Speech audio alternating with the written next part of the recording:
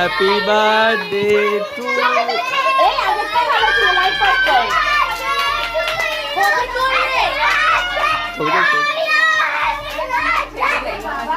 জন্মদিনে সবথেকে বেশি হাততালি ও দিয়েছে ওই যে এই যে এটা আমার বেশি ছেড়ছি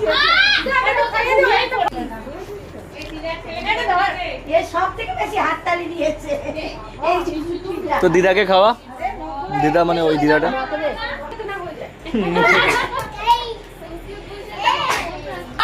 খুব না খাইয়ে আমি খাবো না